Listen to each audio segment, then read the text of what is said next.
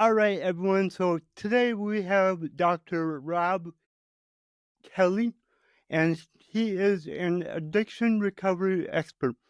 And this guy has helped thousands of people, from what I've heard, and he's just incredible in this space.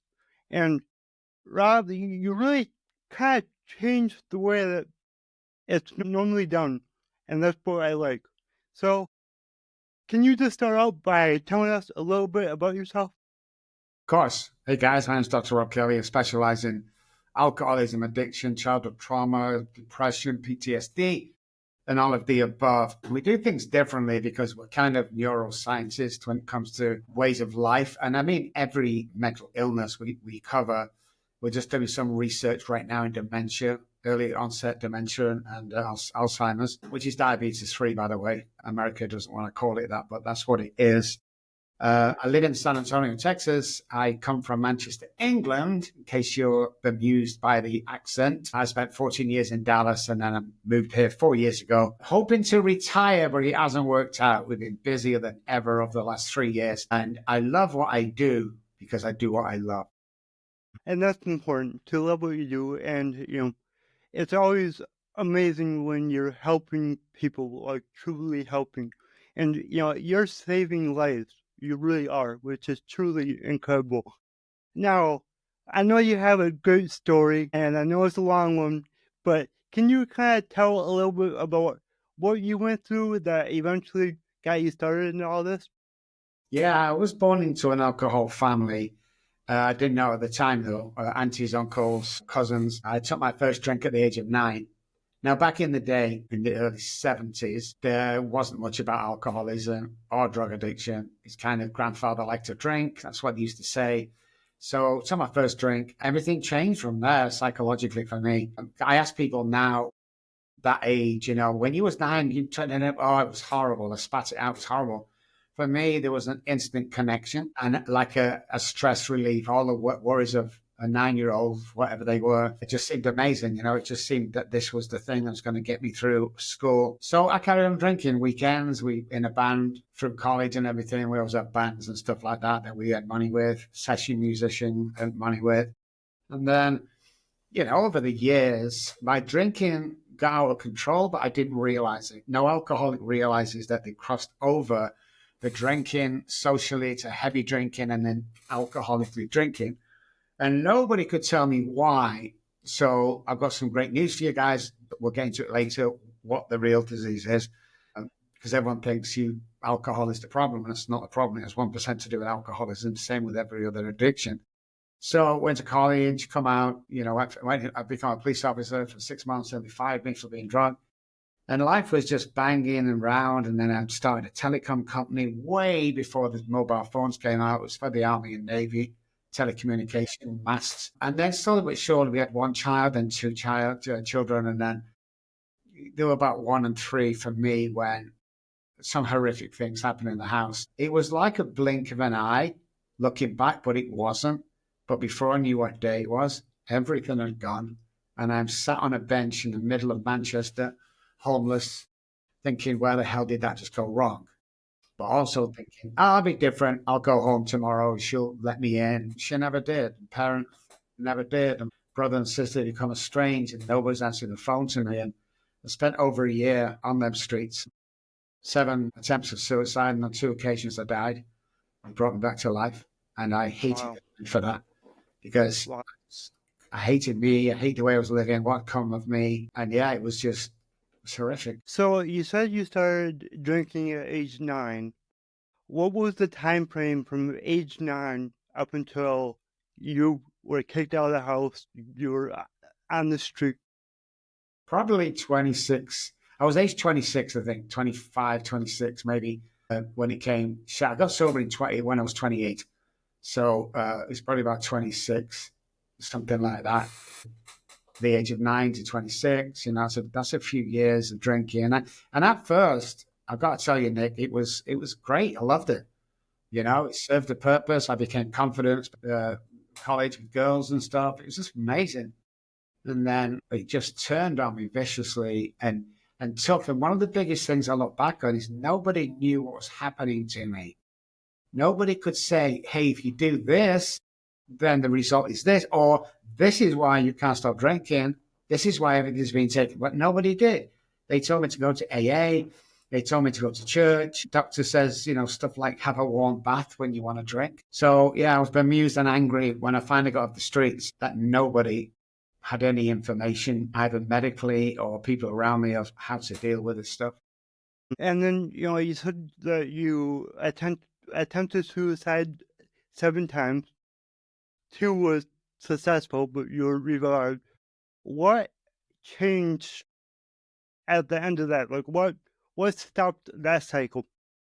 Well, after the two deaths, that didn't stop me. I carried on for many months after that. Alcoholism is crazy. Even if you're threatened with death, it doesn't bother you. So if you can stop drinking alcohol, taking drugs, because if you don't do it, you might die, then you're not an alcoholic or a proper drug addict. You just abuse alcohol. There's a fine line there, but it's a real line. So after about 14, I'm coming out of a hangover. I'm walking in Manchester where the offices and factories are. There's not a human being in sight, no houses, nothing. I dropped down to my hands and knees. It was pouring with rain. And I dropped down to my hands and knees and was crying from my belly. I was crying, sobbing. And my belly ached because of the crying. And I wasn't crying because I'd lost my wife, kids, anything like that. At that moment in time, I was crying because that was the first time I realized I couldn't stop drinking. And I looked up to the sky and I said, if I was an atheist, pure atheist man with the bad stuff that happened to me in church, got molested and stuff like that by my priest. I said, if there's a God out there, I can't do this on my own anymore. And about 30 seconds later, a guy walked around the corner. He'd missed his last bus home from Bible study. He'd been walking an hour, took a shortcut he's never taken before, because he always gets the bus. And he came upon me, and my life, the change started there. Wow. What did he say to you in that moment? I always remember his name was Derek. He said, "You okay?" And I said, "No, I'm dying. I just can't do this anymore."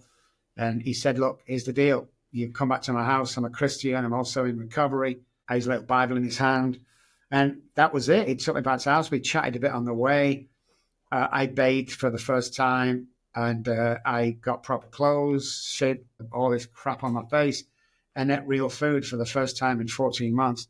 But that was like a miracle in itself. But what was to follow was mind blowing. And this, I'm going to tell you what changed my life completely. So we're at his house the first night, and we're all changed, watching TV. And he turns to me and said, "Rob, I've been in your position, man. You can stay here for as long as you like, but you have to come to AA meetings with me." I said, "I don't like AA meetings. I hate them." And he blatantly just said, "Well, if you don't come, you can't stay." So next night I went, of course, because it was a dry bed for the night.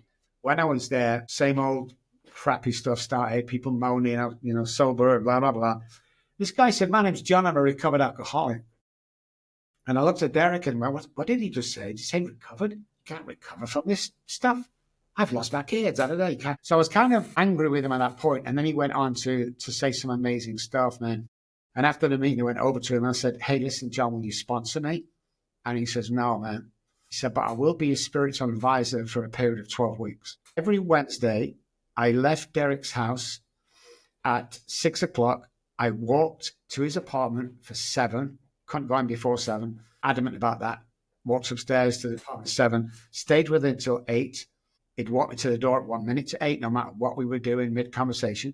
And I got home back to Derek's at 9. I did that 12 times. Every Wednesday. And, I started to see my life for what it was. And we talked about all kinds of stuff. And my last night there, he said, "Hey, God's told me to tell you that you are going to change the world and things are going to change from tomorrow." So I said, "I want to thank you for everything you've done, John, but I'm on Derek's block mattress in the basement. Nobody knows I'm there. But thank you for everything you've done." Next day, about lunchtime, Derek comes home halfway through the day. I'm like, "Derek, what are you doing home?" He's like, "The guy sweeping the floor at the factory's just resigned. Do you want a job sweeping the factory floor?" I'm like, "Hell yes, I do." So I went there, turned into a full-time job that week. So when I got my first pay packet, I got a little teddy bear from the gas station. That's all I could afford. And a card. And I wrote onto the card, "Thank you, John, for introducing me to God, because he, capital H, took the compulsion to drink away." And I went back to his apartment. And I'm so excited to get there, Nick, look what I've done, look what's happened, everything you said come true. And I knocked on the door, man. It just seemed a little dirty, the curtains and stuff. I knocked on the door, no answer. Knocked on the door, and the right-hand neighbor came out. And she says, can I help you? And I said, yeah, where's John? Does he still live here? And she said, John who? I said, John, your neighbor. She went on to tell me she's only been there 3 months. She's never seen anybody in that apartment, but she's at work all day. So I go around to the left-hand side apartment. I knocked on, big guy comes to the door. What do you want? Where's John moved to? Is he still here? Or John who? What's wrong with you guys? The guy lived at your neighbor. What's wrong with you? And he went on to tell me that apartment was derelict. In actual fact, if you walked through the front door, you would fall down to the basement. I thought he was crazy. So I went back to the meeting where I first met John. When I walked in, the chairman was like, oh my God, Robert, so good to see you again. Do you remember me? And he goes, yes, thank goodness for that. Is John still coming? And he said, John who? And I said, the guy near the coffee machine. I asked him to sponsor me, spiritual advisor. And he said, Rob, we thought you were praying because you were speaking to yourself. We've never found that man since. Wow. And the stuff I do today is based on what John taught me. That's why we have a 98% success rate. And we're the only company that refund your money if you relapse. Nobody else. 98% success rate? Yeah, the nearest one to us is about 9%. Yeah. Well, I don't know what we're doing. That's absolutely incredible. Now, what sets you apart? Like, what is it? Well, our intense research over the last 12, 15 years I've been in America is we knew it wasn't about the alcohol. We knew it wasn't about the drugs, cake, food, sex. We knew that something differed in the brain. And nobody knew what that was. Because if you think about it, if you study the brain for alcoholism and you find a way to recover, no one's paying you for that stuff. Everybody wants you sick. So the food industry gets us sick and the pharmaceutical companies keep us sick. That's just the way it is. Knowing quite well, we're more neuroscientists than we are psychologists and behavioral scientists. We understand how the brain works. And what we found was mind-blowing was this. The hypothalamus, which is the survival part of the brain, it tells us to drink water and eat food to survive, does that from birth. We don't have to think about it, we just do it as human beings. A certain point of the alcoholic's drinking career, because that's what it was for me, a career, the hypothalamus, the survival part of the brain, turned around and tells me and every other real alcoholic to drink alcohol, not drink water or food. So I could go days or weeks without food and water because the survival part of my brain was telling me if I didn't drink alcohol, I would die. That's why it's a disease, because the choice whether to drink or not at that stage does not exist. You don't have a choice over it. So when I say alcoholics are born and drug addicts are made, we do this through intensive research that alcoholics have a predisposition. We're allergic to the ethanol in alcohol. We also, 3 parts of the brain, basal ganglia, the hypothalamus, and the amygdala differ from other addictions. So the addictive personality, over 90% of people that come to us with a heroin addiction started in the doctor's office. So we researched this, that you can't drink yourself into becoming an alcoholic, but you can take enough drugs to become a drug addict. And we thought that was fascinating. So we call ourselves the leaders in research. I've done many papers for Harvard University's psych hospital, McLean Hospital. I've wrote for all the publications. Doctors pay me to go around and do seminars to teach them about addiction, PTSD, all that stuff, because it's all kind of all mixed in the same with the trauma and the brain. And we're kind of the wise that you'll never see us advertised. You'll never see me do a show for patients. Like, we're not promoting our stuff here. We're trying to get one person well. We built a reputation that you can go to most treatment centers with a checkbook, sign a check for 20 grand and we'll take you straight away. We don't do that. We turned a very famous pop star down for $1 million.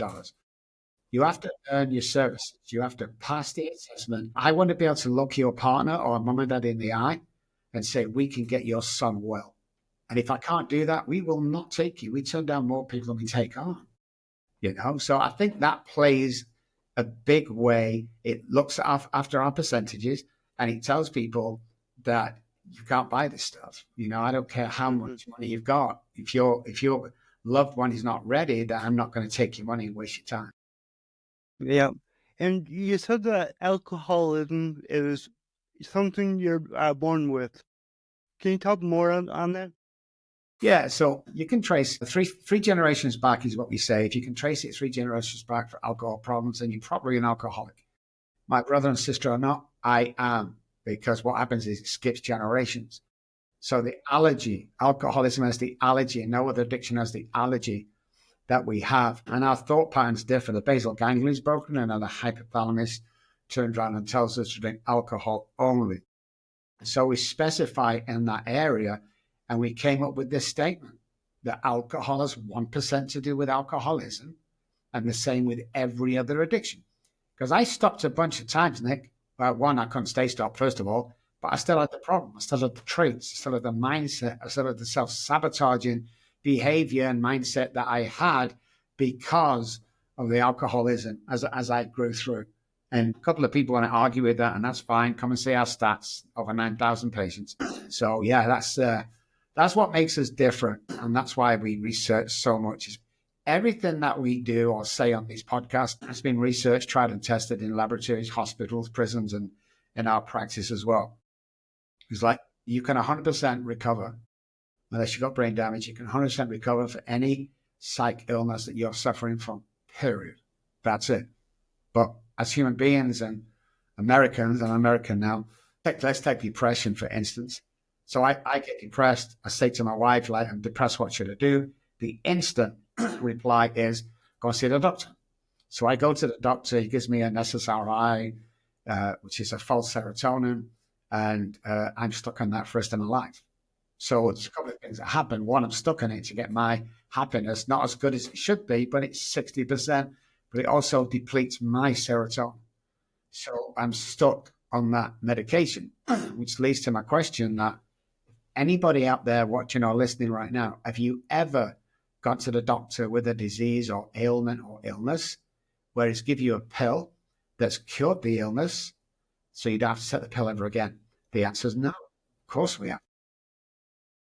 And, I have cerebral palsy, and they've been trying to get me on meds my whole life. And thankfully, I'm still not on anything because I know what that does. You get stuck on forever, and that's it. I don't want that. So It's life, I think. You look at you, you're amazing. You've got lots of followers, you're a great podcast host. You asked some great questions. I loved you from the first time we met. You're a full professional. My mom did the same with cancer. She got cancer and they offered chemo. And what she said was very important. They said, you've got like 6 months to live. She lived another 20 years, by the way. But she said, it's the quality of life. And back in the day, it was vicious. So you'd go for chemo on the Monday and you'd be sick all week in bed till Sunday. And she said, I would rather live for 6 months with a good quality of life than nothing. And that's what she did. And like I said, she lived another 20 years before she passed away. So a lot of stuff that we eat from the supermarket is poison. A lot of the oils the canola oils of this world, cornstarch, sunflower oil, which you'll find in 90% of ingredients anywhere in the store, that's what gets us sick. Mm-hmm. Somebody asked me once to explain that, and I explained it like this.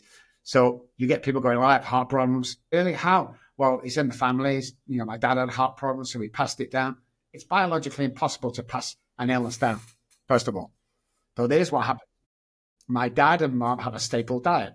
And as I'm born into the world, I'm on that staple diet. It might be fish on Friday, fries on Wednesday, whatever. But we have kind of a staple diet. Everybody does. What happens is because of all the rancid oils and ingredients and false food in there that we eat, there becomes a deficiency. So if I can't methylate a protein or food, there becomes a deficiency. The deficiency causes the illness or disease. So when I leave home, I'm kind of on the same staple diet and have been.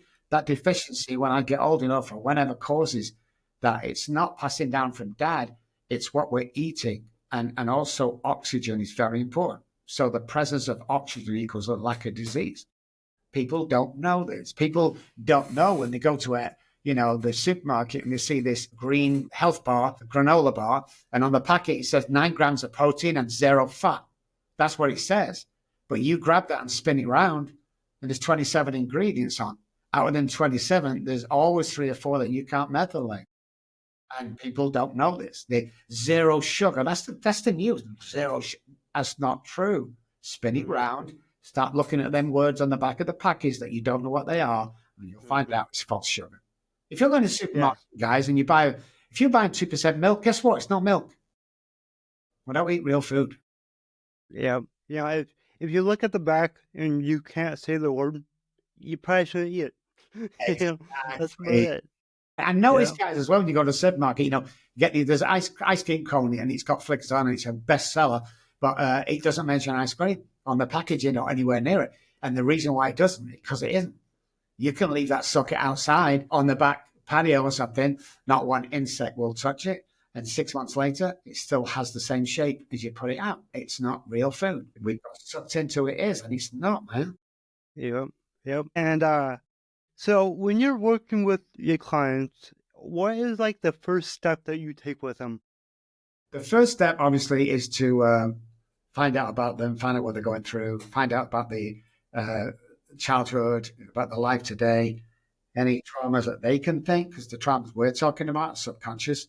And then we kind of work subliminally with them. So this is what happens with the brain. 300 neural pathways die every day in the brain. What are we replacing them with? Are we replacing them with that basal ganglia that goes round with self-sabotaging thought patterns and behavior? Or are we replacing them with good, positive, energetic neural pathways? And the idea is there's billions in the head, but it's simple equation that if I have more good neural pathways and self-harm neural pathways, then my life gets better. So we explain all that. So then we have a 9D breathwork therapy software. You have to wear headphones and an eye mask. And you get 9-dimensional therapy through that. And it's absolutely mind-blowing.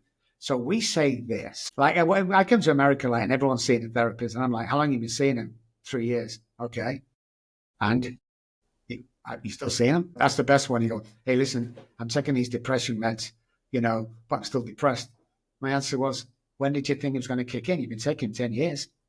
It hasn't kicked in yet, So by using these tools, we convince them that they're not the person that they think they are and not the person that other people think they are.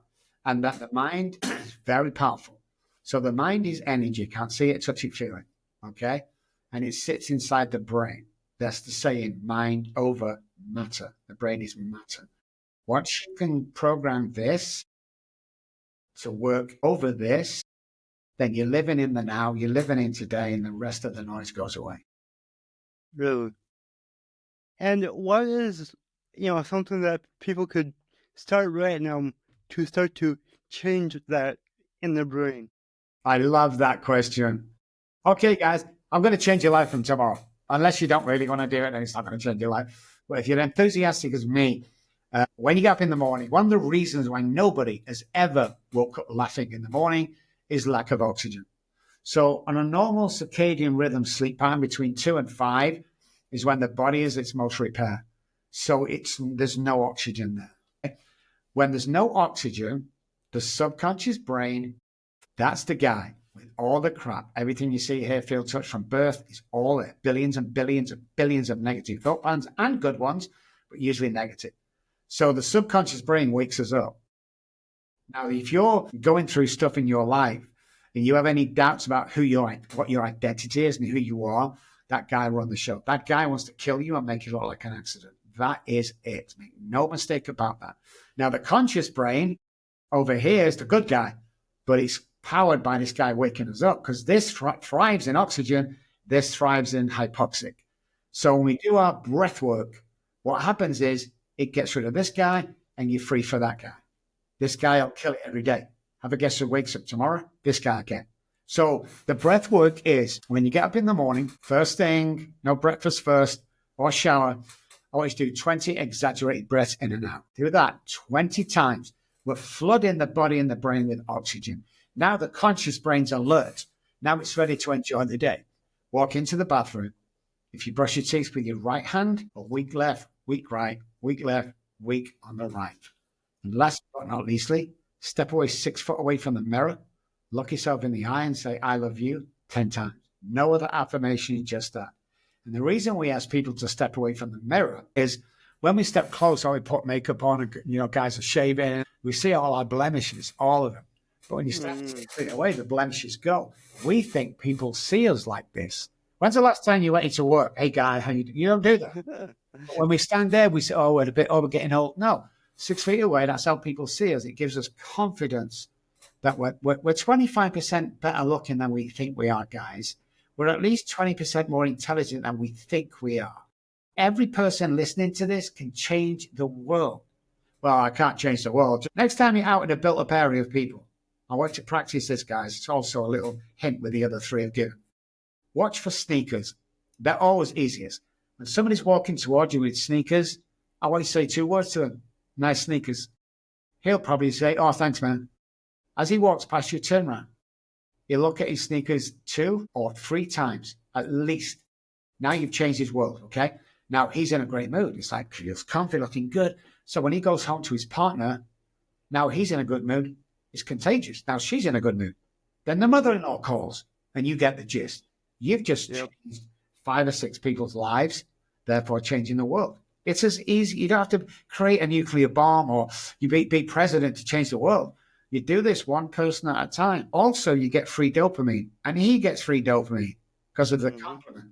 Compliment 3 people every single day. Because the problem with us at the moment is we don't know what other people are going through. The world is a mess at the moment. We don't know what we're going through. So there's a guy that walked to the Golden Gate Bridge and threw himself off, committed suicide. When the police fished him out, they found his ID on him. Back to his apartment looking for the next of kin. What they found was a letter on the kitchen table, and it read, I'm going to walk to the Golden Gate Bridge, throw myself off and commit suicide. Unless on the way there, which was an hour's walk, by the way, somebody smiles, says hello, compliments me, says good morning. In that case, I will stop right there, turn around, and I'll try again tomorrow. So the question is, how many people have you passed by today, guys, who's headed to the Golden Gate Bridge? We just never know. If more people did that, the world would be a better place.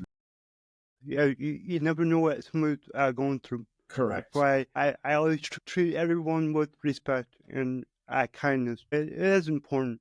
And I like that, make an impact on people's lives every day. That's so easy. Just like you said, just give them a compliment. So, yeah, I like that. It's easy. It costs nothing. Yeah, but we can't wait for other people to do it. We've got to do it ourselves. So you're listening to this program. You're not listening by mistake. We're talking to you. If you don't think you're a leader, we'll go to court. You bring all the evidence that you're not a leader. I'll bring all the evidence that you are. And do you know what would happen? The judge would throw you out for contempt for coming to court with no evidence, because everybody listening and everybody around without severe damage can change the world, and we can lead, and we can be the best person we can be, and we can thrive, and we can inspire, and we can kind of get almost aggressive with this stuff. It's like, it's very contagious. When I walk in the office, I'm upbeat. Good morning, everybody. And I dance and stuff like that. Everyone's in a great mood all day. But if I was to walk in with a frown on my face, most of the people in the office will frown and walk around on eggshells all day. See, the thing you've got to remember, guys, is this isn't about you. Stop feeling sorry for yourself. Stop thinking, I could have done this, I've done that. You're never too old to start. You're never too old to start an empire or wherever you go. Just remember that you are a perfect leader.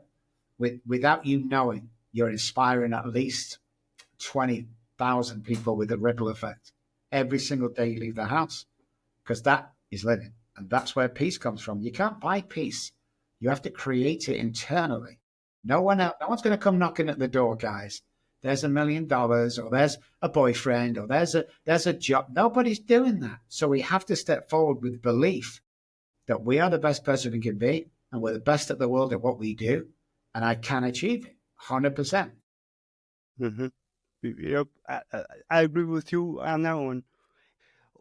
Before we wrap this up, what is your business? What is my business?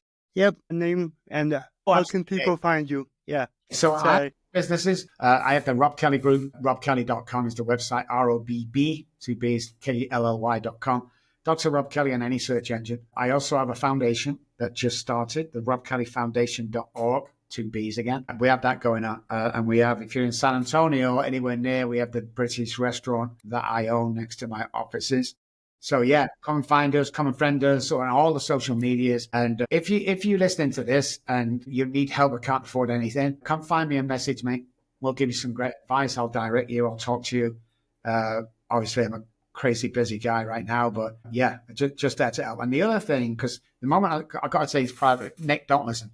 The moment I met Nick, blew my mind, and he blew my mind for a couple of cerebral palsy, and he's killing it. He was the most interested guy that I've spoken to. I couldn't wait for today. I kept asking Courtney, when's he on? And today when I got this morning, I get my day in the morning. I don't get it day before. And it's like, oh my God, Nick's going to be on. You know, it's absolutely what you do is absolutely phenomenal. So what I want to do for this show is there is a book out there. This is the last thing my daughter said to me 30 odd years ago. Daddy, Daddy, please stop drinking. It's the last thing she said. That's me. I'm wasted on that program. I'm intoxicated. And that's her as they did a visit because they took them off me when I was 3. I was about 6 months, 7 months after I got one visit, and I've not seen him since, of course. But if you message us guys or come and find us on social media and say, I heard you on Nick's show, I'm gonna sign this and I'm gonna send it to you. I'm gonna pay the postage and everything. You get this free of charge at your doorstep with my signature saying, you know, happy birthday or hey, whatever it is. But mention Nick's show, and I'm gonna do that for you guys. Thank you so much. Thank you. It's a real pleasure to get to talk to you. I learned so much, and I've been listening to you for a while, and you really changed my mindset around addiction. Thank you. And I know a lot of people struggling with that, and now I can offer them tips and advice to help them. Thank you. Oh, of course. Thank you. Thank you so much for having me on the show. You're a gentleman and a scholar, and you know if there's anything you want doing, just call us. And then, I asked the same question on every episode. My slogan is your abilities are infinite. What does that mean to you? Yeah, whatever abilities you have, whatever you're suffering from, there is abilities that God got you, or Uncle Jimmy, or universe, whatever you want to call it, but that I call God given.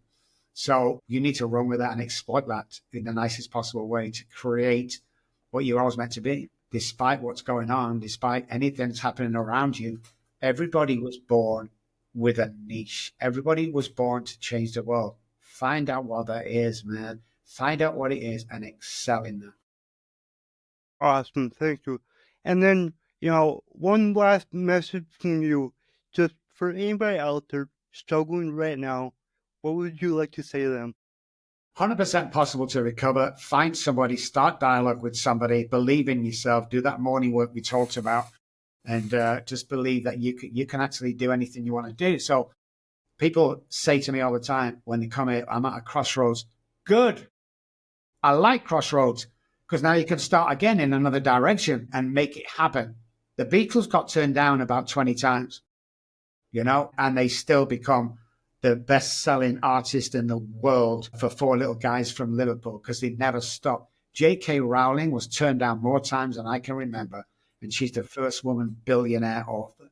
So never take no for an answer. Believe in yourself. Stop listening to the noise around you, the negative people around you, because they don't want you to succeed. And just believe that you can do it. And if anybody doubts that, here's the saying, says who? You can't do this, then it says who?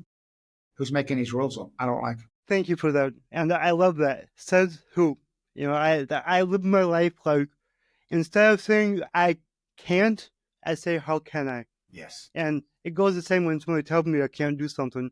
It's like, oh yeah, watch this. Yeah. So I know. all right. We're told that we can't do things most of our lives, and yet we have, from a homeless alcoholic to the best leading addiction doctor and PTS trauma doctor in the world. That's what I believe I am. And you can believe too, because we're all capable. Yep, we are. Rob, thank you again. This was absolutely amazing. Thank you, Nick. Bye, guys.